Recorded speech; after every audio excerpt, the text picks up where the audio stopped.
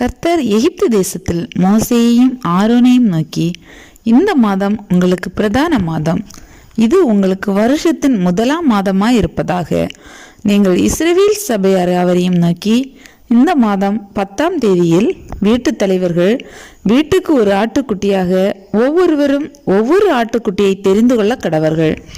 ஒரு வீட்டில் இருக்கிறவர்கள் ஒரு ஆட்டுக்குட்டியை புசிக்கிறதற்கு போதுமான பேர்களாய் இராமற் போனால் அவனும் அவன் சமீபத்தில் இருக்கிற அவனுடைய அயல் வீட்டுக்காரனும் தங்களிடத்தில் உள்ள ஆத்துமாக்களின் இலக்கத்திற்கு தக்கதாக ஒரு ஆட்டுக்குட்டியை தெரிந்து கொள்ள வேண்டும்.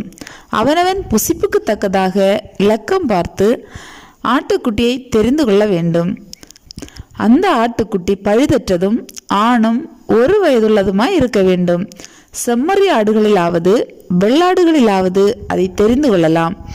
அதை இந்த மாதம் 14ஆம் தேதி வரைக்கும் வைத்திருந்து இஸ்ரவேல் சபையின் ஒவ்வொரு கூட்டத்தாரும் சாயங்காலத்தில் அதை அடித்து அதன் இரத்தத்தில் கொஞ்சம் எடுத்து தாங்கள் அதை புசிக்கும் வீட்டு வாசல் நிலைக்கால்கள் 2லும் நிலையின் மேற்சட்டத்திலும் தெளித்து அன்று ராத்திரியிலே அதன் மாம்சத்தை நெருப்பினால் சுட்டு புளிப்பில்லா அப்பத்தோடும் கசப்பான கீரையோடும் அதை புசிக்க கடவர்கள். பச்சையாயும் தண்ணீரில் அவிக்கப்பட்டதாயும் அல்ல, அதன் தலையையும் அதன் தொடைகளையும் அதற்குள்ள யாவையும் ஏகமாய் நெருப்பினால் சுட்டதாய் அதை புசிப்பீர்களாக.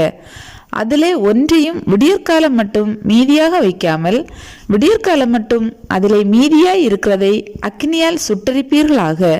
அதை புசிக்க வேண்டிய விதமாவது, நீங்கள் உங்கள் அறைகளில் கச்சை கட்டி கொண்டும் உங்கள் கால்களில் பாதரட்சை தொடுத்து கொண்டும் உங்கள் கையில் தடி பிடித்து கொண்டும் அதை தீவிரமாய் புசிக்க கடவீர்கள்.